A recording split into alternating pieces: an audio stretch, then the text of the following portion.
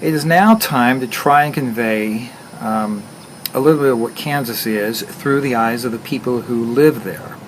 I have shared some of who I am, and I've given you some sights, around Great Bend, some of what you would see if you actually visited there. Now it's time to hear from the people. And I have found several friends of mine who have agreed to endure my horrid interview skills. Everything's off the cuff. It's just like whatever question would come to me, I would ask it. Now, the first friend I'd like to share with you is a wonderful lady by the name of Mary, and I have had the pleasure of knowing her for the past almost 30 years now. We met sometime, I think it was during the summer of 1985, when she used to be the manager of the Christian bookstore in Great Bend, and it was, the best way I can describe Mary's managing of the bookstore was, for me, it was like a spiritual retreat. Every time I walked in, it's like all my troubles just stayed at the doorstep, and I could be refreshed, by wandering through and talking to Mary, and just absorbing the wonderful inspiration in that place. So here's Mary and her husband Clint giving you their perspective on Kansas. So how long have you lived in Kansas?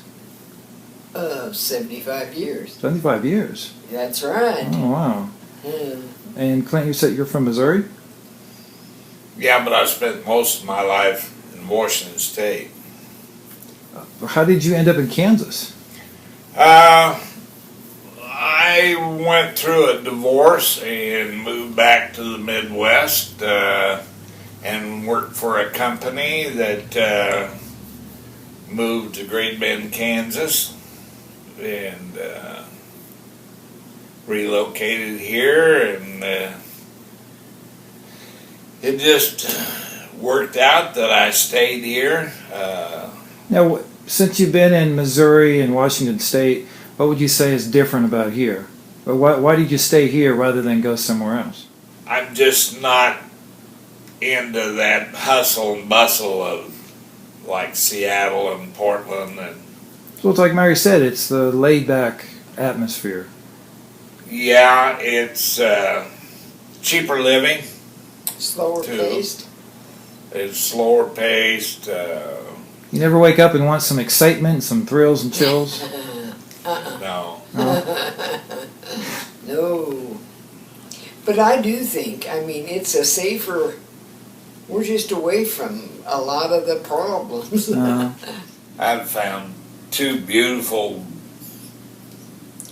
women that I've been married to. Beautiful women in Kansas? Sure. Been married for 38 years to Delta, and then she passed away, and then I was fortunate to find Mary, and they've been very good for me and to me, and Well, one thing, Kansas, as far as the weather, it's kind of a balance. We don't have extremely hot. Mm-hmm. We don't have extremely cold. It's kind of a balance. It's Just right. I won't say it's just right, but it's not the extremes like Houston and you get up north and it's cold. Where did you grow up? 30 miles north of Great Bend. Olmutz. Oh, really? Yeah. Oh, wow. Just right around here. Oh, okay, that's interesting. So you say 30 minutes, not 30 miles. It's about That horseback? 25 maybe. It's out there. 9 miles, isn't it? To Olmutz? Yeah. It's 21. Martina drove it every day. That's your source of information. And I live north in the country. I thought it was 9 miles over there to Holman's. Oh no.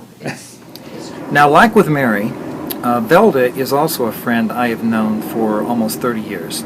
And in fact, with Velda, I can pinpoint the very day when we first met. And that was on January 15th of 1985, when I brazenly showed up at her front door, knocked on the door, and announced who I was.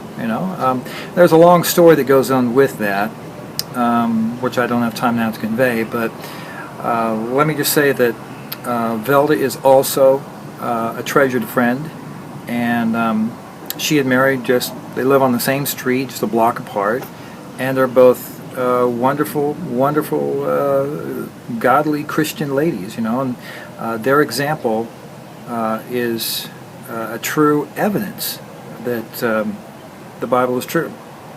What you see here, you'll get a good picture of someone who is always conveying the life that is found in Christ. So here's Velda and her perspective on Kansas, growing up in Kansas, and a few very interesting stories.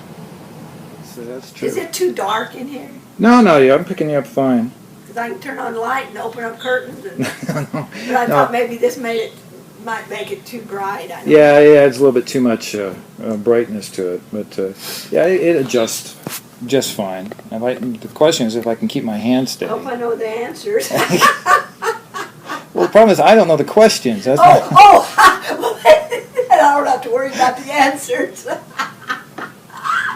Yeah, it's just makeup as you go along. Where did you grow up? I grew up about close to 40 miles away from here. It was near Bunker Hill. I would say it's about 6.5 miles from Bunker Hill, Kansas. I lived in the country, and then when I was 6 years old, we had a tornado came out, and it was kind of like Dorothy was flying through the air.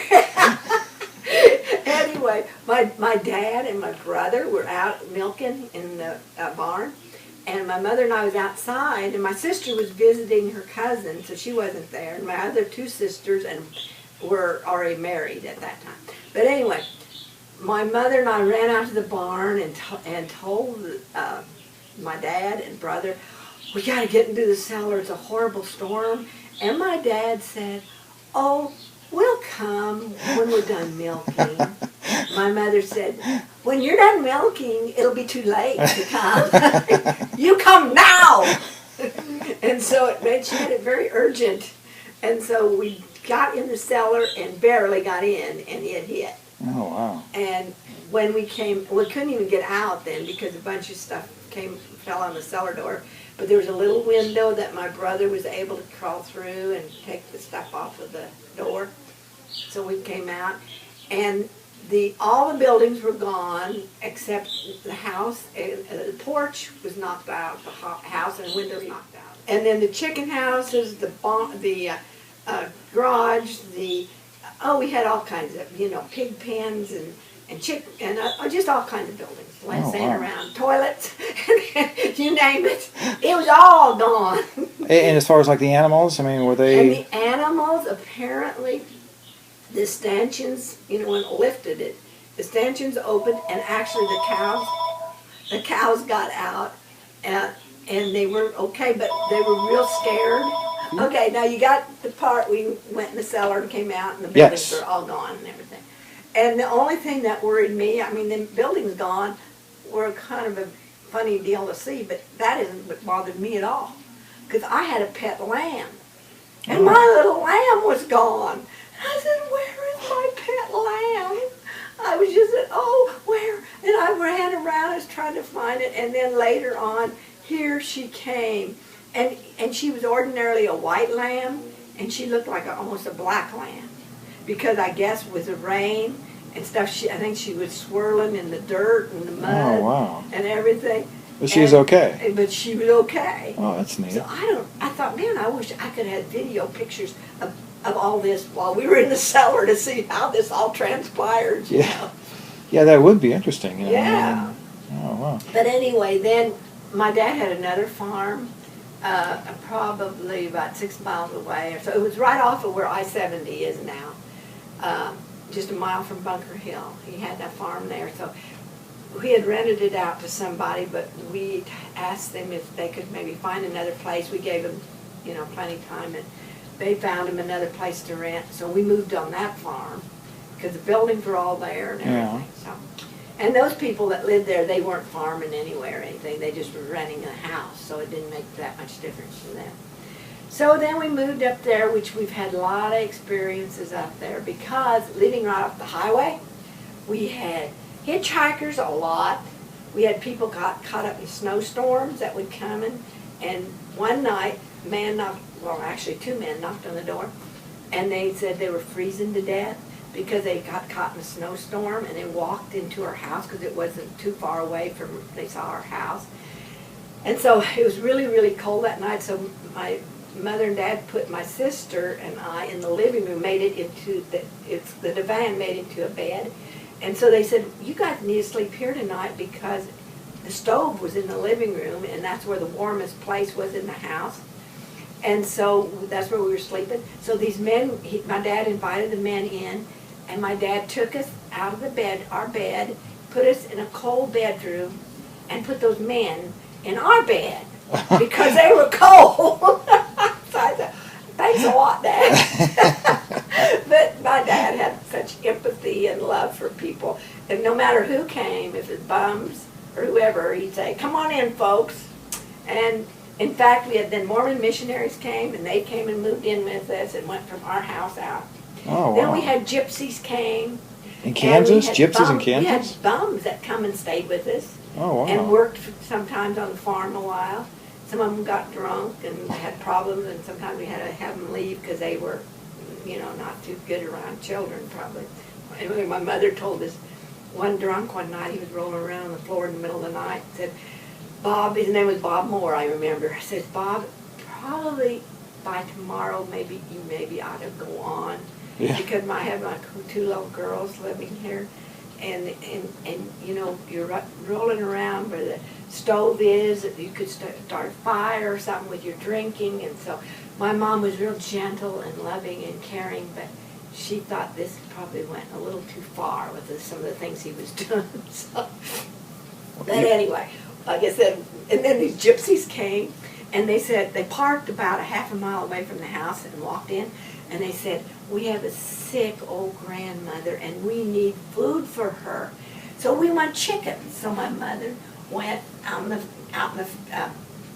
in the yard, and we had a chicken. It was like a big long wire thing with a hook on it, where you could just reach out and hook chickens, and then she'd hook this chicken, and she would show it to the gypsy, and this is too light. I want bigger chicken. And so my mother was out there catching chickens for these gypsies till they were satisfied with the right size of chicken. And so then they tied their legs outside or something, and my mother went in, and here they followed in, the gypsies, and I was churning butter. Well, they said, well, we want some butter. And then they said, and we like eggs, because you have chickens, we could have eggs. So we loaded them up with all kinds of food and kind of sent them away. Although they took my mother's hand and said, hey, I want to tell your fortune. And so she was trying to tell her fortune. And she looked at her hand and she said, do you have money? And my mother said, yeah, in the bank. And she said, oh, in the bank? And my mother said, yeah, in the bank. Anyway, it was wild.